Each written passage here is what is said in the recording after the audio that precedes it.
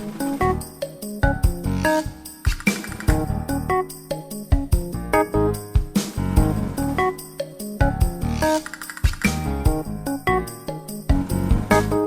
and welcome to the Creatively Geeky Show. I'm your host for the evening, Eugene Stevens. Tonight I'm joined by my accomplices, my partners in crime in creative endeavors, Kris and Ray. How are y'all doing? Doing okay. Yeah, we're surviving. Good deal. Sometimes that's all you can do. Yeah. Yeah. All right. Well, let's go ahead and jump right into what we've been working on, or our updates from last time. Would anyone like to go first? Sure. All right, Ray. You had a simple one. Okay. Oh yes. Let's see if you did this one. I need to take a day and do something I want to do. Yeah, I still haven't done that. There's been some complications with that one. Okay. So recently, my grandfather had passed away, so we were sorry about dealing that. with all that. Yeah, thank you. So we're dealing with all that, and we also came across a lot of lead paint in our kitchen, which we'll discuss. So that's kind of put a delay on things as well. So, but my goal is to pick a day coming up sooner than later. You did. To be fair to you, you had I scheduled had a yourself day. a day. I had scheduled a day, and came then up. and it was just stuff that kind of came up that kind of had to take precedence because sometimes life just happens, right? So, so did not complete that. However, Gotcha. I did complete a painting. You did. What? Which I did share with you. I can share it on here because we know our person. The person that's going to get it will not see this. No. So I did my. I've done this similar as a drawing before, but I've got a watercolor version of Dr. Seuss. Horton Hears a Who. It's like one of the end pages. So it's it was a fun little project that I was able to get done. So yeah, we made a care package for our friends, and each one of us made something. So I crocheted a little granny square blanket. You made that painting. Yeah. Logan drew up a little poster, and Quinn's been on this like huge creature creation kick where he comes home sometimes almost every day after school with like a new creature he's created. Mm-hmm. So he created this little creature specifically for our friend's daughter. So yeah. Nice. Yeah. So was that complete watercolor, or was that just the coloring on it was watercolor and the rest of it was ink, or? So I use like an India ink. It's like a water-based India ink that I use, and then there's and that's all the black and gray is, and then the pink for the flower is watercolor. It was actually more of a gouache. So yeah. Cool. Yeah, it looked fantastic. Like I was like, I couldn't trace it that easily. Did that good of a job. Kris, let's go ahead and jump to you. Your thing, I'm betting you probably didn't do because I'm guessing what Ray talked about beforehand is probably what took most of your time. You had down a store plan. No, okay. So we have talked about that, and I'm still unsure because Etsy has raised their rates, and there was a big boycott kind of online thing going on with them. Which I want to talk about later, so yes. Yeah, with their sellers. So I think at this point, I'm not going to reopen my store. I'm going to finish the blankets that are in various states. And I think, because I hate Facebook, I really don't like it. But I've offered to post them for myself, like on my own thing, so that she doesn't have anything to do with it. But that's a no-go. So. Well, yeah. So I'll figure out another way to sell them. But yeah, I think as of now, my Etsy store is gonna. It was a fun little experiment. Gotcha. So that's what I'm gonna chalk it up to. So yeah, we had to talk about that. We went for a walk. And talked about it, and it's just one of those things where it's kind of not worth, just because of the, like, if they were, it's Here's my problem, right? And this goes for a bunch of companies, not just Etsy, but because they don't make record profits every year, because there's a decline in profits, is what a lot of people, like Netflix is notorious for this, saying that we've had a decline in profits. Yeah, it's just because you didn't set a record this year. You still made a lot of money, but you didn't set a record. And because you didn't set a record, oh, now your profits go down. Like, that's not how this works, people. You're not going to make record profits every year. And I'm looking at you, banks. Like, but anyway, that's just another little side. And they have problems with like third-party sellers and resellers and stuff like that, like people selling things on there that they haven't made, that if they've bought from, you know, like manufacturing companies from China and stuff like that. So it's just, I think Etsy's at this point now where they've gotten so big and they're so well known that they're they've been losing sort of their control over the whole handmade component. That's what made Etsy so special in the first place.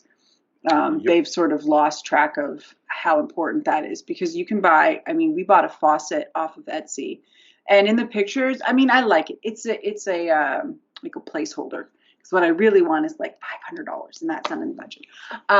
So it's a placeholder for now, but we bought it off Etsy, and it looked really cool in the pictures and stuff like that, and it came really timely, and it is, well, but it was made in China. And you can tell it's mass produced, and it was in a mold, and it was just sort of, you know, cycled out. So this is not a handmade thing. I've seen people post like Transformers, like from like 1986 Transformers, and I'm just like, you obviously didn't make this. Like maybe because I was like, well, maybe they fixed it. Maybe that's their angles. I found a broken Transformer and I fixed it. And now I'm selling it. That I can understand. No, just literally, oh well, I have a collection. I'm getting rid of my collection. I'm like, you are supposed to be on eBay, not Etsy. You have the wrong company. Yes. So eBay is the way you do that. Etsy was supposed to be, like you said, it's just strictly a handmade market. Exactly. This is the stuff that I created, and you get to enjoy it. And that's what it should go back to. But so not going to do Etsy. For the foreseeable future. Gotcha. What about you, Eugene? Well, let's see here. The thing I had down that I was going to work on was, I said I was going to work on doing a foam proton pack. I have done absolutely nothing on that. And the reason, before the show we were talking a little bit, is because I literally just did like a 90-degree turn and just went down a completely different path.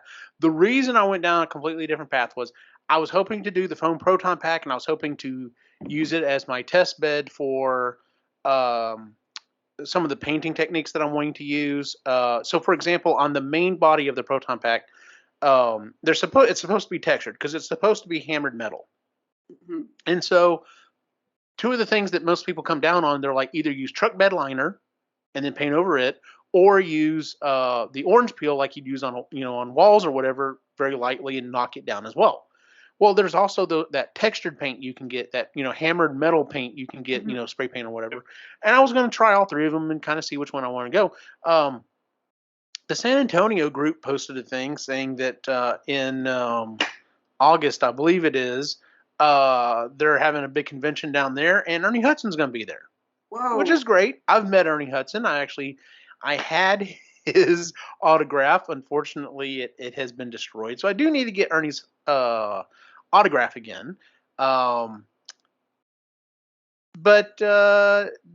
Uncle Dan's going to be there as well. Yay! Performing one night with what's his name as the Blues Brothers. John Belushi? Uh-huh. Whoa. So wait, Jim Belushi. Jim Belushi. Sorry, John was when it passed away. Yes. Yeah. So it's like, is there a possibility we might get some Ghostbuster stuff going? So I was like, you know what?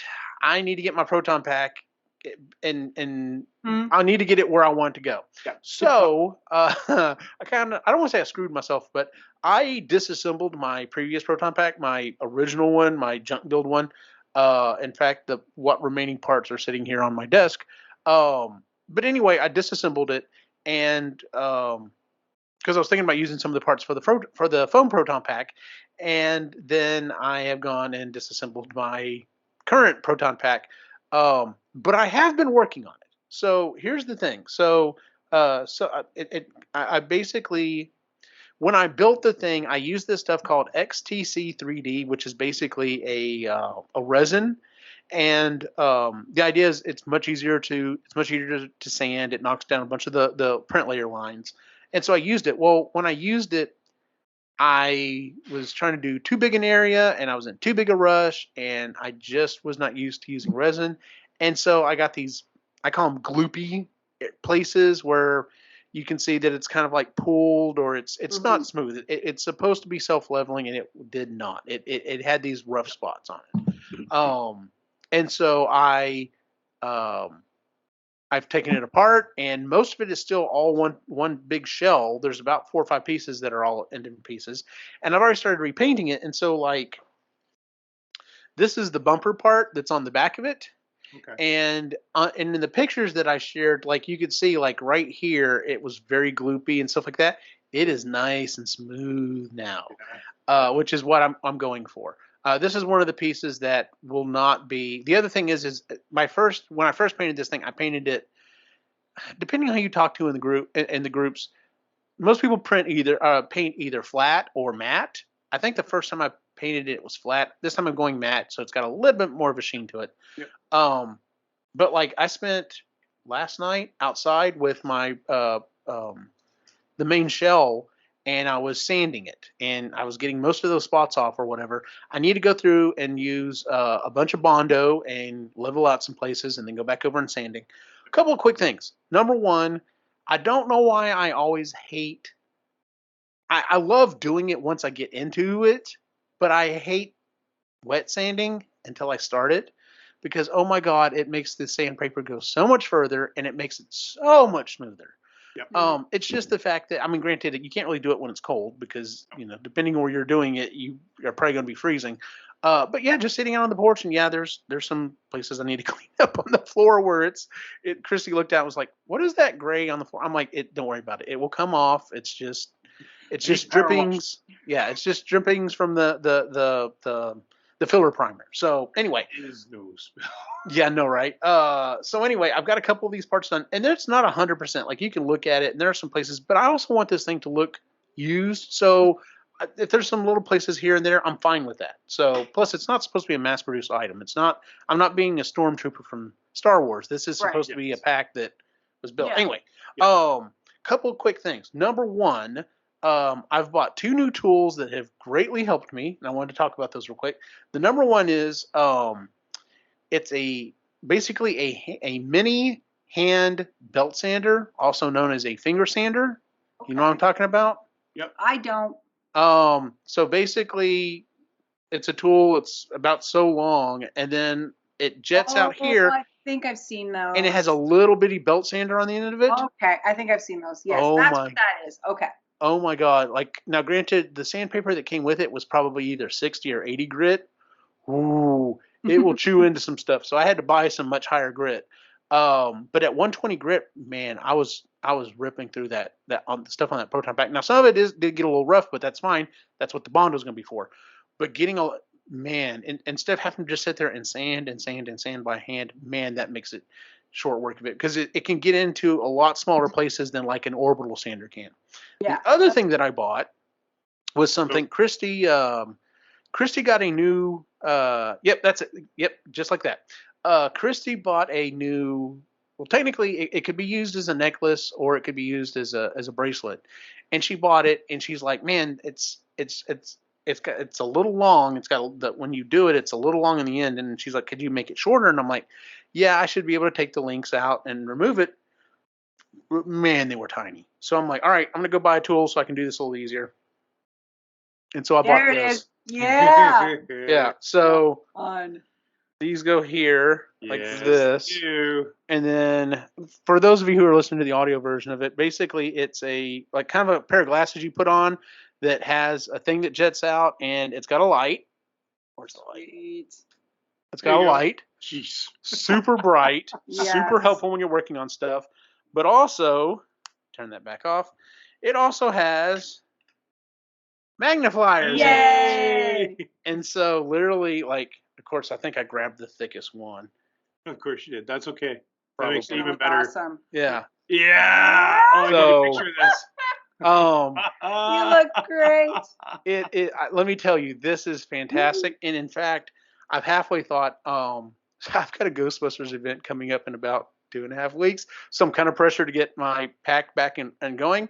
But I'm like, man, if I don't get it going, I may go the casual route I've always talked about going, because I've got the blue lab coat. So I may just do like slacks, work shoes or whatever, a button up shirt, and like freaking wear these and like, Nice.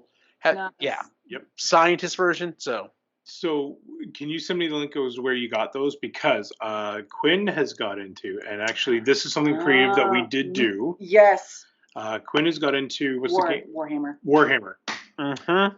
And so Quinn asked us to paint a figure each. Mm-hmm. So we did. I'll have to send you pictures afterwards. And there was a couple of times where I'm like, listen, my 40-year-old eyes, I'd like to have something where I can just see where the tip of that fucking paintbrush is. Anyway. So anyway, it was super easy changing out her thing with these. Nice. And then I actually used them last night because even with what light I had out on the back porch, I had it all cranked up to high. I'm still trying to sand something that's black. And I was just like, I need more light. Well, I've got these really bright lights, but it's kind of hard to hold the light in one hand and use the belt sander in the other. And I'm just like, I'm going to go grab those things and see it. And sure enough, you saw how bright it was in the video. I was like, Oh, yeah. I put those things on, put my dust mask on, and I was able to rock and roll with that. I was like, where have these been all my life? So, yeah, if you're doing the whole miniature thing or doing anything that you definitely need to, a magnifying would be really helpful. Mm-hmm. I think these things were $20 on Amazon. Awesome. Worth every right. penny. Cool. So it's one of those things I'm like, God, I should have done this like years ago. Awesome. So, let's see, the proton pack shell, I'm working on that. The magnifying glasses. So we can kind of start rolling into some Etsy stuff here. Number one, I overworked myself over spring break because I had that event going on and I was trying to sell as many matrices as I could, and man, it ate up so much of my time. And so I've talked to Christy, and I think what I've done is previously on my Etsy store, I've put up like once a month, I go up there and I say, all right, I'll have 5, enough parts for 5 matrices. And I give the options. You can order it in orange, you can order it in the gold, or you can order it in the other 2 versions. And the thing is with that is I do tend to sell more of the gold, but I only print so many of them. So if all 5 orders ends up being the gold ones, I still have to go through and try to get them all printed, and then I have to get them together and everything. And so I've decided to change the way I'm doing my Etsy store. And so now I'm breaking it into every month I'm going to put up 2 orange ones, 3 gold ones, and I'll leave the 2 specialty ones up there just in case I get an order for one. Mm-hmm. But I'm going to make these things first before I post them. And so instead of like kind of waiting for them to all hopefully sell or for several of them to sell, I'm just going to sit down and probably take a weekend, which kind of sucks, or some evenings or whatever. And I'm going to put them all together. That also means when I list them, instead of having to save 4 weeks for shipping, I can knock it down to 1 because they'll all be done. It's just like, all right, well, just go pack them up and get them the hell out of here. So I am changing that. That's good. But what you were asking about it, or what you were bringing up about Etsy, I didn't know about all this stuff until crap. I can't remember how I heard about it, and then of course I started researching it, and I was just like, well, this is balls. Yeah. So those of you who don't know, if you're listening to the show and you don't know, so Etsy has decided, like Ray was talking about, they're saying, oh, well, profits are down. Now, here's the thing. I understand they handle all of the, the interactions and stuff like that, and they have to keep the servers going. And I'm sure there's software improvements and patches and everything else, but they don't make anything. Like, they're just the go-between. And the fact that they have bumped up their take on stuff so much, and then like you were bringing up the fact that, people are starting to sell stuff on there that's not homemade. It's just bought or mass manufactured. I really think it's a ripe time for someone to kind of just eat their lunch at this point. Like, it would be I don't even know how hard it would be to just fly in and say, "Hey, listen, we're going to take 3% instead of Etsy's 6 or 7% or whatever it's been bumped Yeah, up to." yeah, they raised it another 1.5% or something like Something that. like that. Yeah, it's getting up there. Yeah. Which So doesn't yeah, sound like a lot, but after, you know, when you're Well, trying you to, get it's 20 cents to list it, then when you sell it, it's their fee that gets their percentage of whatever you sold it yeah, for. And then so it adds up because when you your also pay for margins are ship. so small Yeah, to they're begin not with for big margins. people that are making things themselves and usually paying themselves Very little. well under the going rates.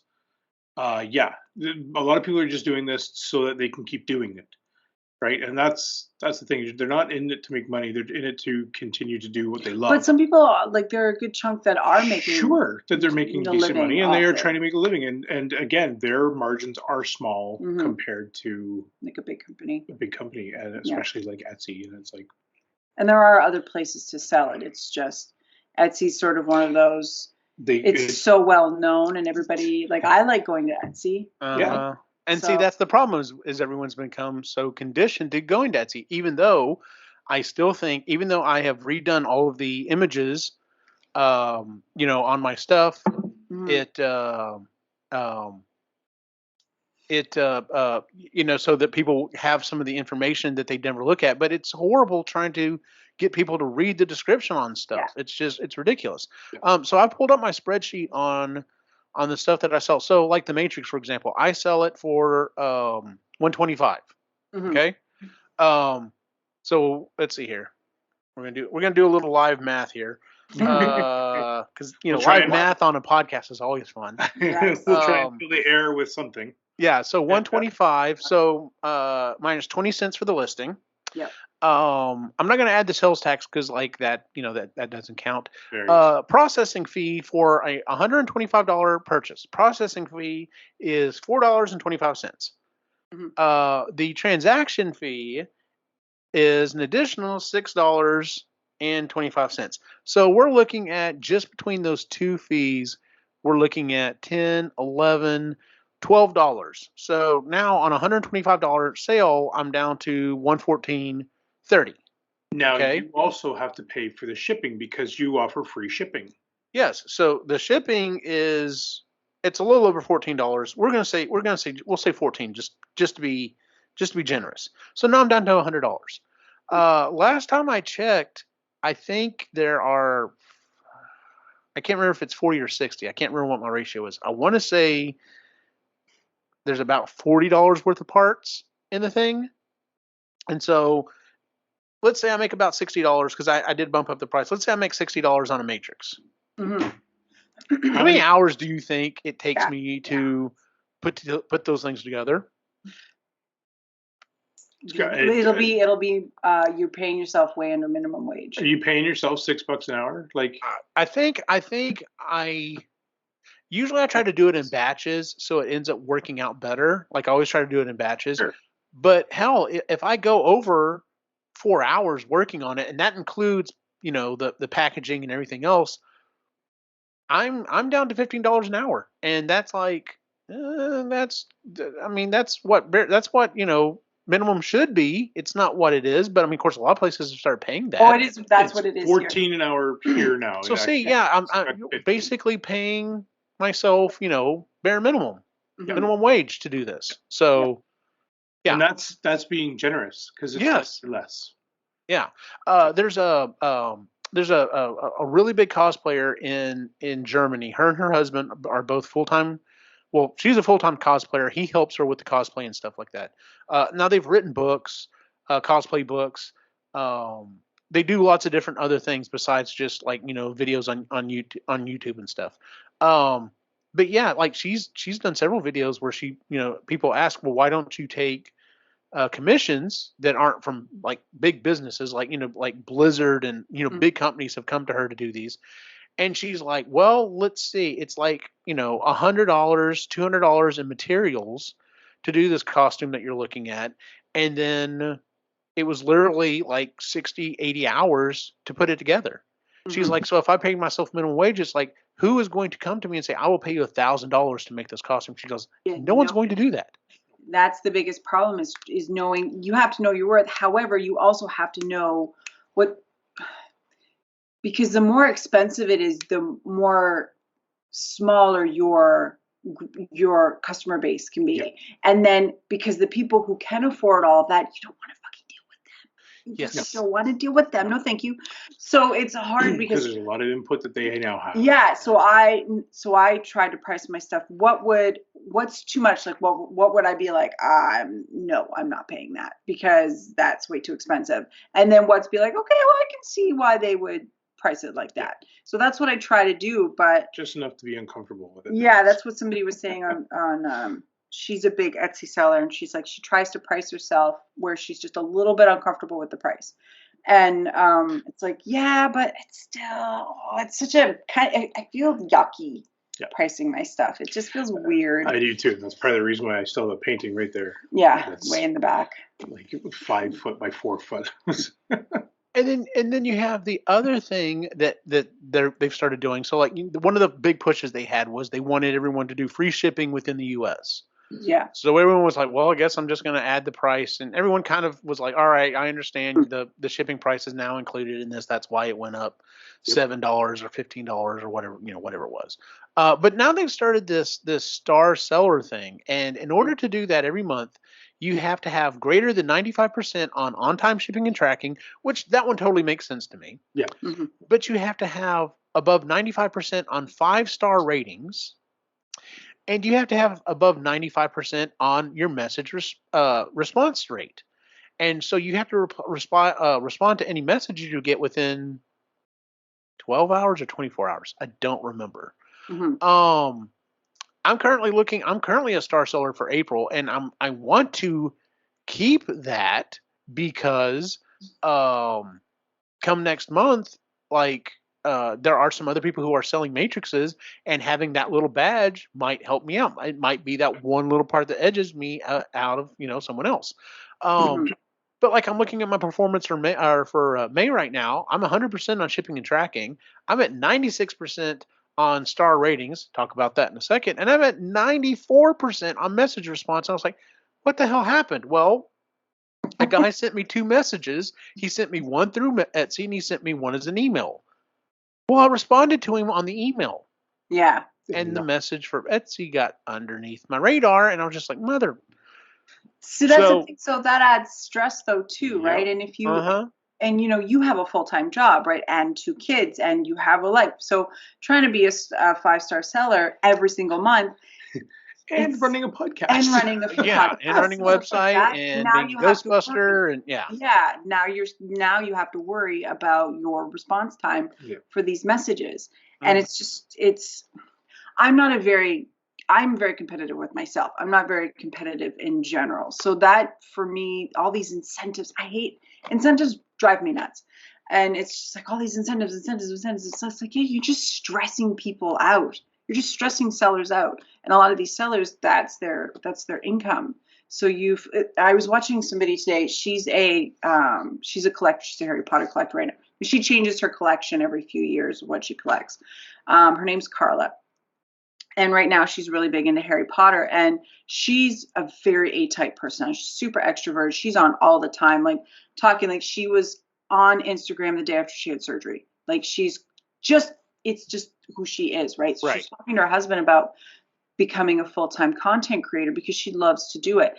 And then she knows behind the scenes because she has friends who do that full-time. And she's like, you're a slave to the algorithm. Oh, yeah. Any changes, you now have to adapt the way you do things because you constantly have to keep on top all the time. You can never take a break. You always have to be on, because the moment you have a lull, you start losing your audience, because we all have attention spans of gnats now. So, and she's like, it's too stressful. She has 4 kids. She's got a job. She, they travel a lot, whatever, but she's got a lot going on. So the fact that she's got a job, so at least she has that solid income twice a month where she knows she's getting paid. That's not something that's tied to any computer program or engagement that she's got to do. She's like, I'm going to do that, as much as she would love to content create, having to be basically a slave to your phone, to your to any technology, you're stuck with it because that's your income, and it would fluctuate so much, and you're a slave to the whims of the platform that you are creating for. There's a podcast that I follow, the Steve Dangle podcast. It's all about hockey, but they're expanding and everything like that. Anyway, they started as a podcast, but they had to make a decision, and so this past year, they've created their own network. So it's called the Steve Dangle Podcast Network, SDPN, and what they've had to do. So no, thankfully they each of them have worked in the industry for long enough that they've got contacts and they've made a name for themselves, and they all have full-time jobs, and now they're running this network as well. But the only way that they could do it is to get sponsors to do it. Mm-hmm. So I love listening to their podcasts, but out of their hour to hour and a half that podcasts that they've run, you're listening to, and they put it in a weird time. So I always skip the first minute and a half to 2 minutes because it's all ads. It's them talking, but it's all ads. And then they talk for 20 minutes or something, and then it's ads again for another 2 minutes, 2.5 minutes. And then we talk, and then there's another 2.5 minutes. Like, so, and I understand what they're doing, but I miss the days where they were able to do what they wanted to do because they had no ads. I respect the hell out of the guy called the Hockey Guy. He's out of Vancouver, and he's on YouTube, and that's all he does is YouTube. Every day he's putting out content based on hockey. And, he quit his job. Amazing that he was able to do what he does. But he specifically says, I do not take sponsorships so that I do not have to have anybody tell me what I can and can't do on this channel. I want to do what I would do, and I respect that. Like that, good on him for doing it the way that he does. He doesn't have to mention ads or anything like that. He just goes on, does his thing, and doesn't listen to anybody else. So appreciate that. So like so two things I wanted to bring up on that front. And then there was something I want to rope around back to on the Etsy thing. So like there's a couple, they did YouTube in Houston, and they've actually moved to Austin. I've actually have shared several of their videos, on the back channel or whatever. And they have 4 or 5 different channels on YouTube, specifically because some of the things that they were doing, if they put it on their main channel, didn't do well. That's not what the normal people were expecting. And so they're like, well, this is fun. This is something we want to do. But if we put it on the main channel, it doesn't do well. So they had to create a separate channel so that when people were looking for this other content, that's where they would go. And then they started, live streaming video games. Well, they had to have another channel for that because that's not the making channel that they're mainly known for. And so they've had to do that. They've had to break it into several things. Technically speaking, if we really wanted to go after this and try to, make a real run with our network, we would have to break all 4 shows into 4 different YouTube channels. We would have to have a channel for this, a channel for the main show, a channel for Marginally Geeky, and a channel for Sustainably Geeky. And then if we were going to do anything else, we'd have to have a separate channel for that. And I don't want to have to deal with 4 freaking channels. That's ridiculous. Well, and then to actually hit the algorithm properly, we'd have to put content on each of those channels daily. Yeah. Well, not even daily. Like even if you hit it weekly, but still weekly would be a hell of a lot of work, especially for 4 different shows. Yes. It's ridiculous. Yep. And then what you were saying, so the one political podcast that I still listen to, his biggest boast is he has a Patreon. Like that's what he does. He puts out 2 free shows a week. If you're on the Patreon up past a certain level, you get 4 episodes a week. And he completely says he's actually his Instagram he was posting, he's currently in I can't remember. Somewhere where they've got someone is currently, doing, they're getting ready for the midterm election stuff. He's out there going, and he's like, the only reason I'm here is because you support me. He's like, I don't take any ads. I don't take anything from anyone except for the listeners. You are the reason I'm able to do this. And I'm the only person that I know of that does this. I am completely and totally independent, which is why I say what the hell I want. And I bash both sides of the party. He's like, So anyway, going back to one of the things you were talking about on Etsy, the reason why I have a 96% star rating, because I had a 1-star rating come up. And I'm like, why did I get a 1 star? Well, I went back. I messaged the guy. He was like, oh, well, it wasn't very well printed and some other things. And I'm just like, I messaged him. I said, hey, I kind of wish you would have contacted me and told me you had an issue instead of just, giving me a bad rating. Well, he got back to me. He said, actually, I did contact you back in February and said I kind of had some problems with this. And he's like, I returned it and I never got a refund. I'm like, dude, I never got it. I'm like, I'm giving you a benefit of a doubt. I literally just have had issues with postal service. Like, I'll talk about that in a second. But anyway, so I'm like, dude, do you still have the tracking information for this? He's like, well, he's like, man, it's been a couple months. He goes, I'll see if I can find it or whatever. But I'm like, of course, I'm like, well, you should have told me, hey, I'm shipping it back. He didn't say anything. He was just going to do it.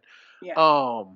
He's kind of one of the reasons I finally got fed up and stopped making the mini matrix. But anyway, I'm halfway thinking about messaging him tomorrow and be like, hey, did you find the tracking information? It was, I don't know, $20. It was maybe a $25 to $30 thing. I may just go ahead and give him the refund and be like, look, you know what? I've gotten screwed. Whatever. It is what it is. If you take down your 1 star review, I'm not asking for a positive review. Yeah, just take down that one. Just Take wipe that it out. Yeah.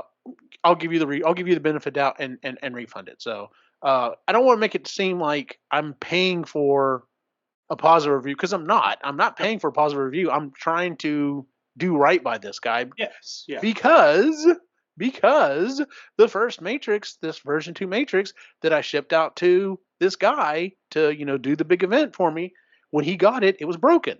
So I'm like, listen, this is going to be a nightmare to deal with. We're going to take care of it. I immediately made him another one, sent it out to him.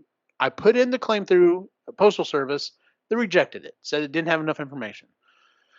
So I went through the claim again, and they rejected it again.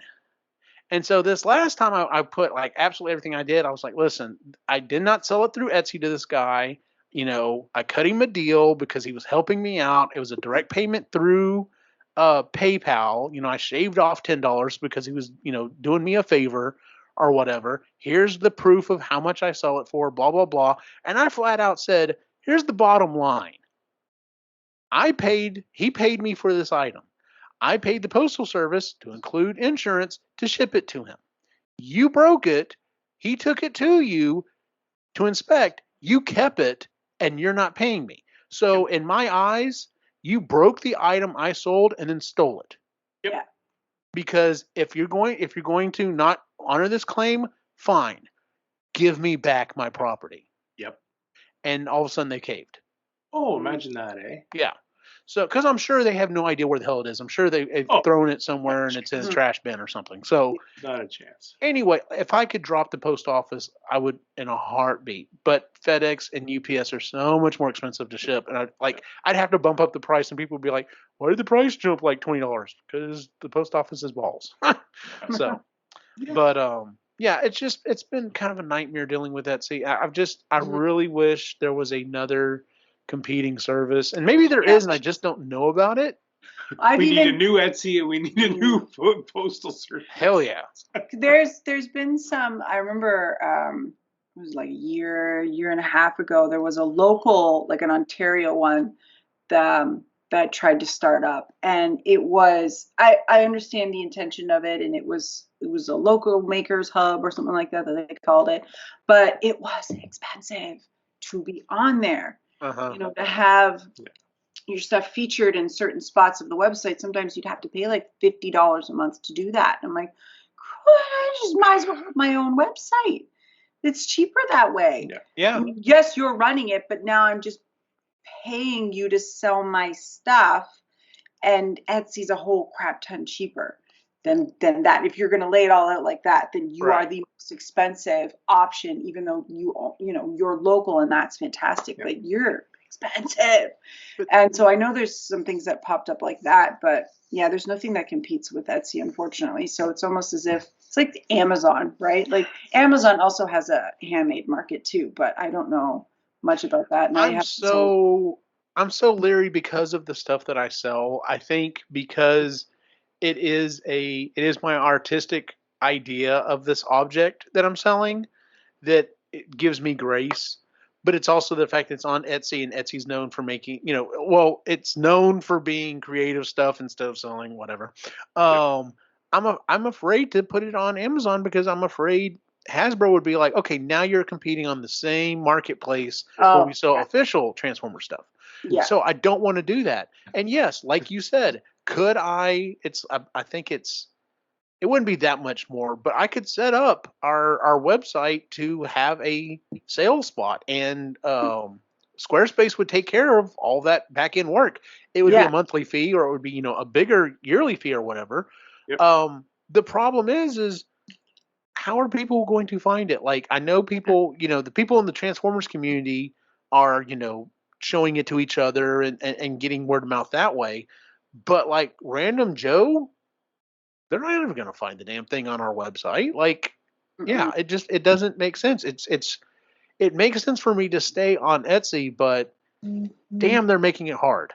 Yeah. Yes, they are. And because I don't have the history that you have with them, like I don't have an established store. It was just something brand new. I only had I don't even think I had 10 sales, right? So it's still, I don't have a base, right? I don't have a constant customer base that's coming back, and I'm not known for anything. So I think that's why I can kind of be like, well, this was a fun experiment, and try something else. I really miss markets, like actually doing farmers markets and like craft markets and stuff like that, because of COVID, they've been shut down for the past 2 years. So, yeah, I would like to do something like that. And because I liked doing it when I would sell my cookies, but maybe I'll give you my artwork to sell there too. But yeah. So, but anyway, so yeah, I've been thinking about that, and I wanted to bring that up, and just I was like, well, yeah, this has kind of been in the back of my head because, like I said, I didn't find out about the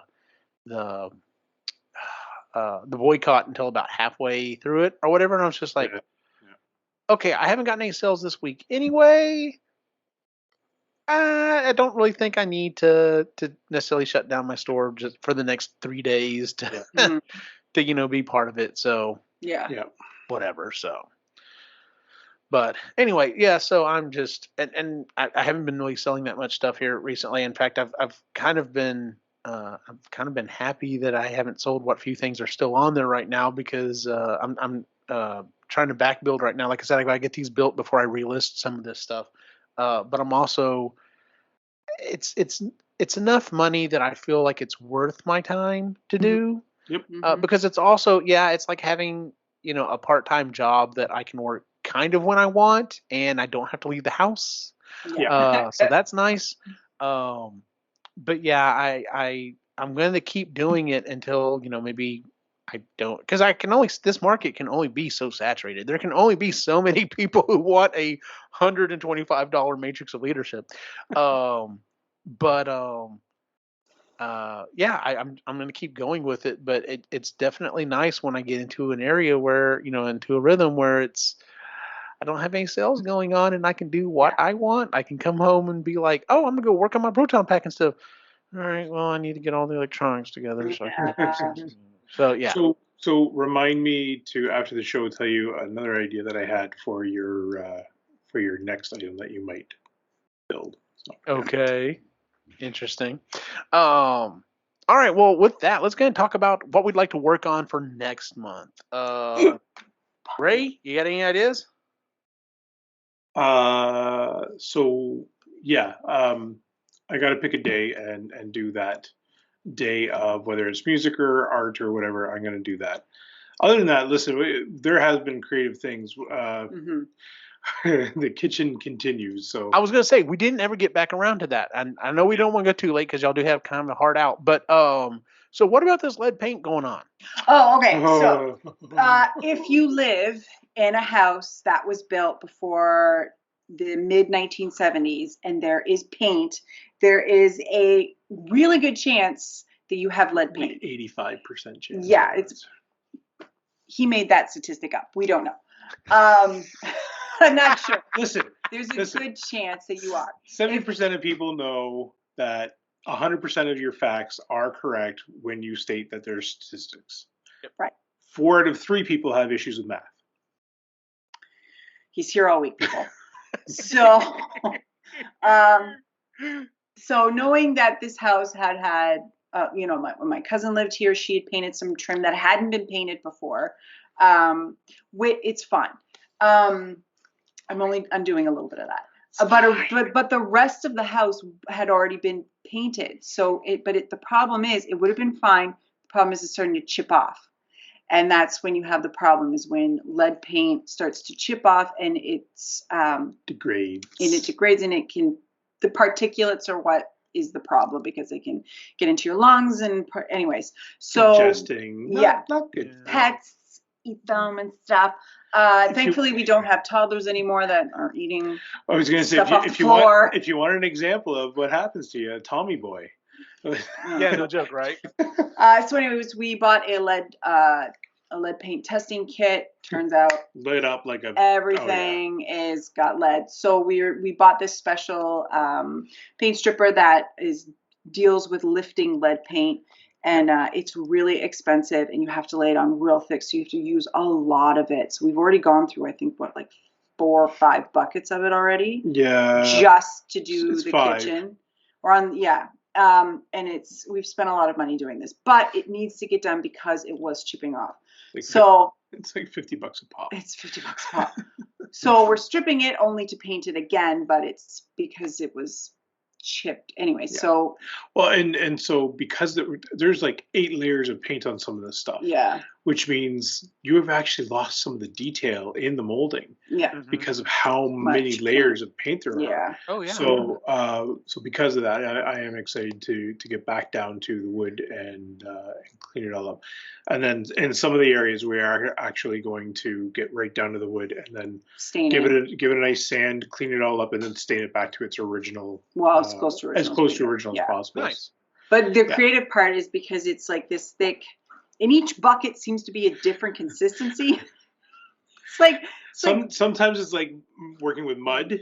Other times it's like icing. Yeah. So either you're working with frosting or you're working with something that's got a much thinner consistency. So, which is what happened to me today. So the bucket that I was working with and finished up today was like thick, like a real thick buttercream icing. So it went on really nicely. And then the new bucket that I opened up, I got fucking mud. And I'm like, this stuff is so thin and it's gloopy. And anyways, because you have to put it on so thick. You can't just like smear on a thin layer. Like it's got to be schlepped on. Yeah. And then you have to put this special paper over top of it so that it keeps it moist. Enough to the chemical reaction, all that, so that when you peel it off the next day, it all comes off. Because the problem with why you shouldn't sand lead paint if you're suspicious of it, or why you shouldn't use a heat gun, is because those lead chemicals get released, and that's where the problems. You want to keep lead paint moist when you're stripping it. To get rid of it. Yeah. To get rid of it properly, so it's not a danger to you or your environment. Yeah. So that's been what I've been doing for the last while. You did help me with part of it, and I think we were both at one point ready to light this whole house on fire and just be like, fuck it, this is so dumb. Whose idea was this? Because we'd never used this product before, and the first time mistakes were made. We learned our lesson. You can't let this stuff dry out. No, you can't, and you can't. It just makes it so much worse. And it's really stripping anything is super messy. Anything like that. It's just a big old mess, and it's a commitment. You really, really, those Instagram reels and those TikToks where people are like, let's skip to the good part. What you have missed is like 3 days of crying because it's messy and goopy. And you've got it everywhere. You've got all of your clothes. It's on your hands. I'll take you for a tour after the show. Yeah. So that's been that. But it's important to get it off. Had the paint, the sealed paint that was on there not started chipping, we would have just left it. Because it was coming off in pretty decent flakes. It needs to. Yeah. Because we plan on living here for a while. So it needs to come off. Well, and it'd be nice to make it so this is one of those planting the trees that you'll never enjoy the shade. Yeah, that's kind of what it is. But so that's been my endeavor this week, and I am 65% done. So I feel good. I got a good rhythm. I understand the product now. I don't want to burn the house down anymore. So that's good. So I'll get it done by next week. Everything I have to strip will be done. Probably minus a door, but that can wait. That doesn't have to be done right away. And then I get to start on the floor. You're excited about the floor. I am excited about the floor. Nice. Anyway. Because it means we're one step closer to getting the kitchen done. There you go. Baby steps. Yes. So you're still going saying back day to for yourself. one day Yeah. in between now and whatever day in May, I will have a day where it's just I get to do what I want to do Gotcha. artistically. I really want that for you. I'm Well, going to try to not come up with stuff. if nothing else, you might need to schedule a doctor's appointment because there's a very important doctor's appointment coming up next month. There really is. And I So- actually should put a medical in for that. Yep. So. For those of you who don't understand, Doctor Strange comes out. So everyone needs to go see the doctor. Oh, Logan already May has 6th. informed us, and she's going. May 6th. Yeah. So, that'll be interesting because I'll need to see if I can go that Thursday night because the 7th is when I have that event. It's not super early and it's only in Austin, but still. All right, Kris. Is your project for next time just continuing work on the kitchen? Yeah, it's working on the kitchen. My part, I have very limited parts. So my parts were helping with the demo and helping with the cleanup. I say helping is like I'm just trying to corral the mess. And painting, that's sort of, because he hates painting and I like it because it's, I don't know, I like doing it. Gotcha. So I paint. So I'm coming up once I'm done the stripping. You also have to spray this solution on it to alkalize it, whatever. There's a lot of waiting too when it comes to stripping.